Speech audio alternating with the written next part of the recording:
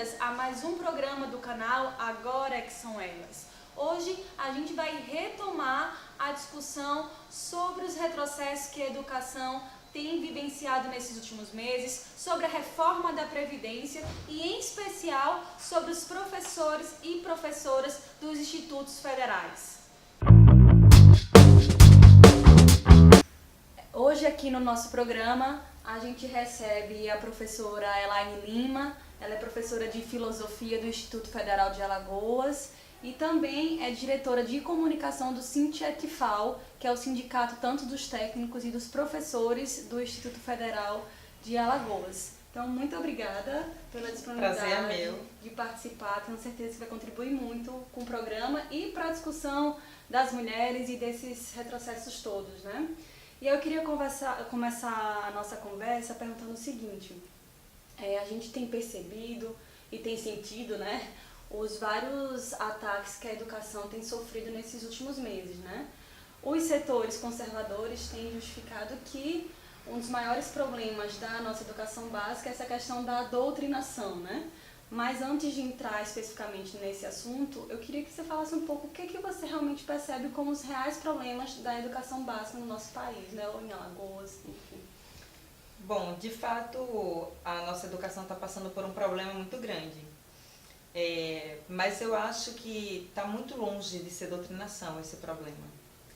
Acredito que um dos principais fatores para o problema da educação é o sucateamento. E é um sucateamento, podemos dizer, orquestrado, né, pelo governo e mais incisivamente, no momento atual, pelo governo federal, com relação aos institutos e universidades federais, para desmontar o serviço público gratuito e de boa qualidade. Acredito que tudo isso tem uma intenção que seja uma intenção privatista. O objetivo, e talvez a gente consiga ver isso não a longo, mas a curto prazo, é privatizar todas as universidades e todos os cursos de ensino médio e médio integrado ao técnico. Então esse é um problema muito grande, é tirar da periferia, tirar da sociedade em geral a possibilidade de ter gratuitamente, publicamente, uma educação de fato de excelente qualidade.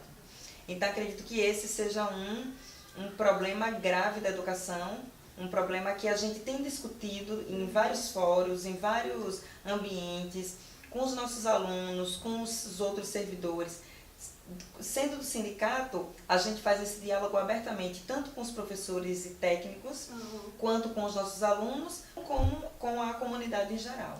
Você iniciou sua fala afirmando que o problema da educação não está relacionado a essa questão da doutrinação, apesar de muitos setores afirmarem isso e, mais do que afirmar, colocar em prática, por exemplo, um projeto que não conseguiu ser aprovado, né, mas ainda tem toda uma discussão sobre, que é o projeto da escola sem partido, entre aspas, né, da escola livre, entre aspas, que na verdade nada mais é do que mordaças, né, tanto para a escola como para os professores.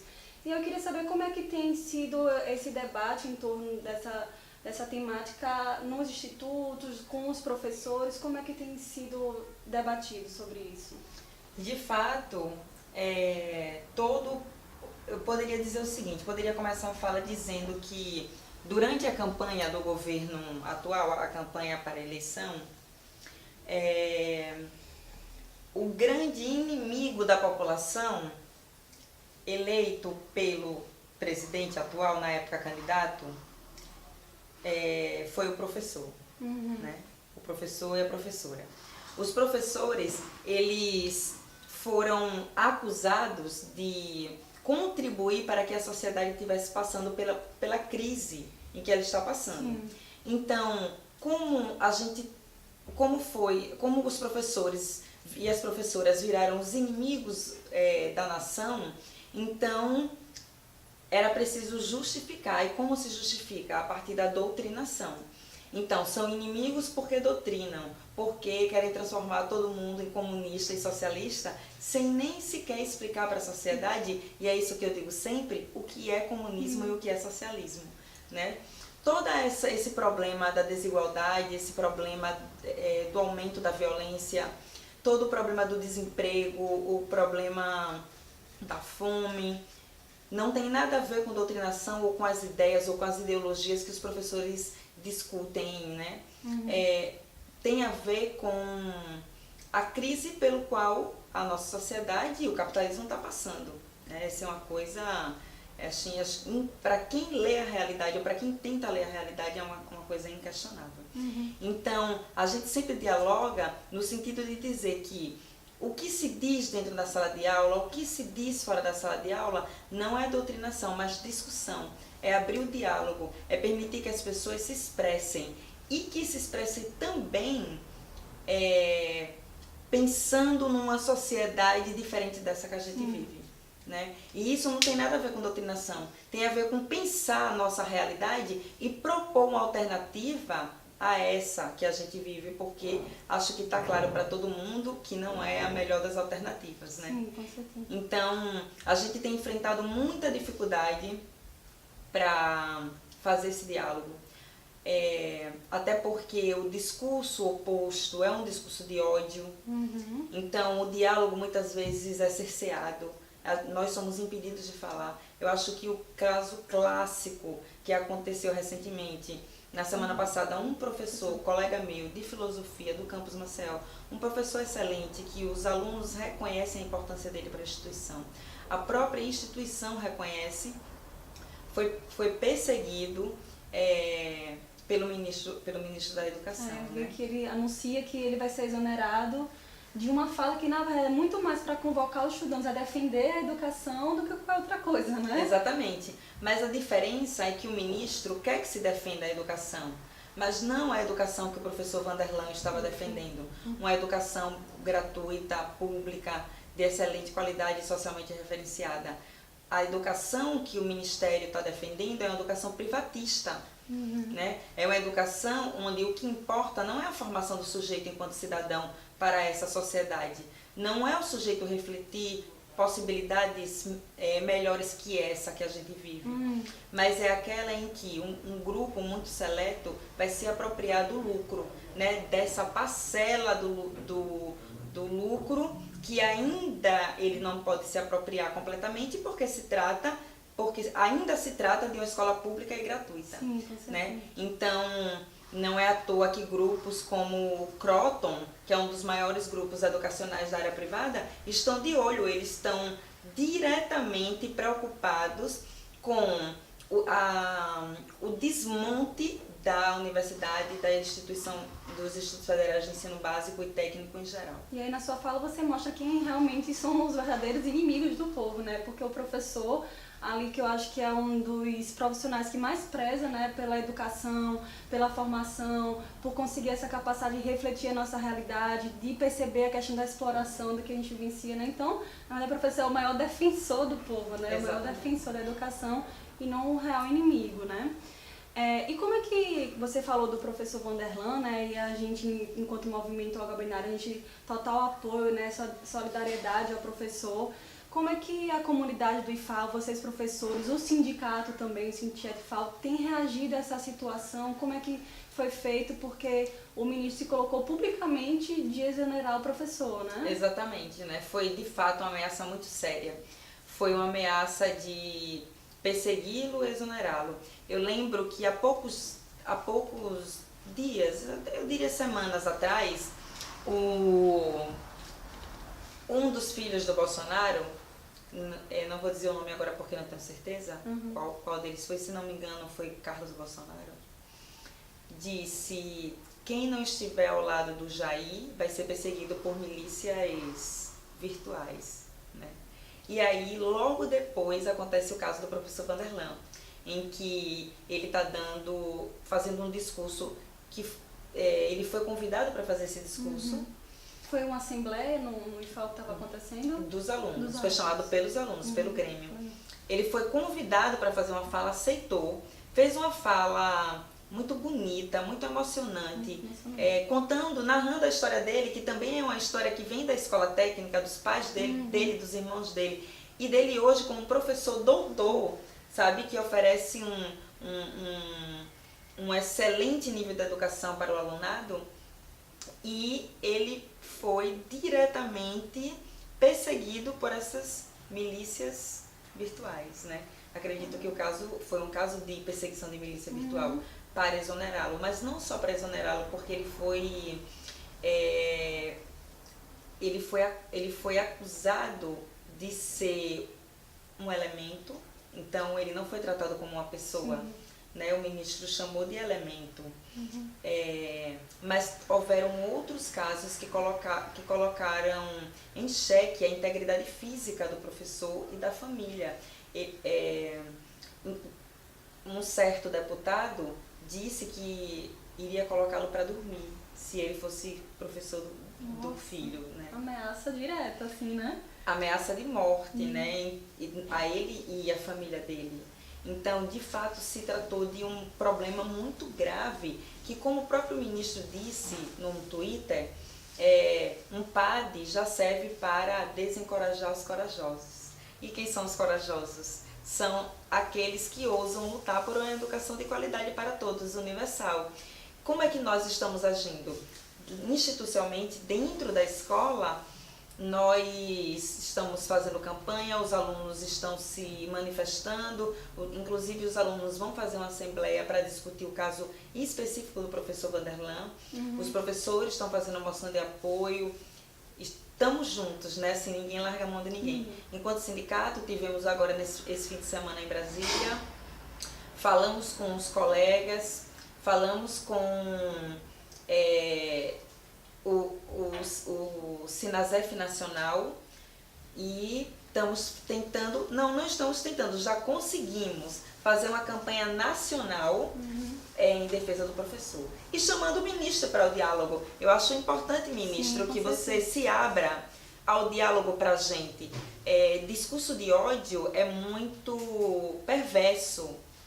Quando a gente está pensando em uma sociedade democrática, acho que não deve haver espaço para discurso de ódio, deve haver espaço para um diálogo, mesmo que as ideias sejam divergentes. Né? Então, nós do Sintetifal, nós do IFAL, vamos fazer de tudo que seja necessário para proteger o nosso professor, nosso querido professor Vanderlan, mas também para proteger todos aqueles que não são corajosos não, mas são educadores de verdade, que estão comprometidos com a causa de transformar essa sociedade, de tirar a maior parte da população da miséria ou da pobreza, para que de fato a gente possa viver numa sociedade livre e emancipada. Com certeza. Então somos todos Vanderlan. Somos todos Vanderlan. Todos em relação também a professores, a defesa contra esse fascismo, né? Exatamente. Esse avanço do fascismo que tem atacado os professores. E para ir terminando a nossa conversa, outro grande ataque que vai interferir na vida dos professores é essa reforma da Previdência que esse governo, já como eu falei, fascista, está querendo aprovar, né? E aí como é que você percebe isso, como é que vai atingir, como é que está essa situação entre os professores, né? A reforma da Previdência de fato é muito grave mesmo, porque retira dos servidores em geral, dos trabalhadores, da classe trabalhadora em geral, qualquer direito de uma vida de uma aposentadoria digna, né? Se é que a gente pode falar em aposentadoria digna hoje em dia quando se trata de um salário mínimo. Mas nem isso, nem o salário mínimo. Então, o que eu sempre converso com as pessoas sobre a reforma da Previdência é que a reforma da Previdência, diferente do que está sendo alardeado, propagandeado pelo governo, vai tornar a vida do trabalhador mais difícil. Vai impedir, então, que ele possa ter uma aposentadoria digna. Na verdade, vai impedir que ele possa ter uma aposentadoria. Se a gente pegar hoje, acho que o exemplo clássico é o exemplo do Chile. O Chile passou por uma reforma durante o governo do Pinochet, eu poderia dizer, da ditadura do Pinochet, muito parecida com a que o presidente atual quer implementar aqui. E assim, e se falar de professoras mulheres, aí que a situação também piora, né? Exatamente. No Chile, o que se tem atualmente, depois de quase 40 anos da reforma, é o maior número de suicídio de idosos da América Latina. Sim, verdade. Para as mulheres, isso se agrava muito mais, né? Por quê? Porque as mulheres têm, por muito tempo a gente falou que as mulheres tinham dupla jornada. Hoje as mulheres têm mais de 4, 5 jornadas de trabalho. Inclusive porque a maior parte das mulheres hoje são as chefes de casa, né? Não são mais os homens. Sim. E mesmo assim a reforma vai atacá-las de uma maneira muito mais profunda, muito mais perversa, tirando delas o direito a receber o mínimo, né? Fazendo com que essas mulheres trabalhem mais e, portanto, acabando com a vida delas e retrocedendo em todos os avanços, ainda que a gente ache que tenha sido pouco, que as mulheres conseguiram até os dias atuais. Então, acho importante que, principalmente nós mulheres, acho que o discurso é para todos, mas que, principalmente nós mulheres, estejamos juntas contra a reforma da Previdência, que a gente esteja junta para reverter a reforma trabalhista. É interessante que as mulheres, eu gosto de afirmar isso, têm reagido antes mesmo do Bolsonaro ser eleito como presidente, né? Os vários movimentos do hashtag ele não, né, foram liderados e conduzidos por mulheres, né? Então, eu acho que a gente tem que incentivar e fortalecer essa luta, principalmente quando a gente fala de educação, que tem uma grande maioria também participando desse processo. A gente tem que fortalecer e ampliar as manifestações, né? Temos que fazer presença muito importante das mulheres lá, né? Sim, com certeza. A gente tem que se juntar mais ainda. As mulheres foram basicamente protagonistas do Ele Não, basicamente protagonista de todos os movimentos que aconteceram após a eleição, né? E ainda continua sendo. Então, as mulheres de mãos dadas, discutindo com todos os outros diversos gêneros, né, conseguem de fato movimentar a sociedade. Então, mulheres, estejamos juntas.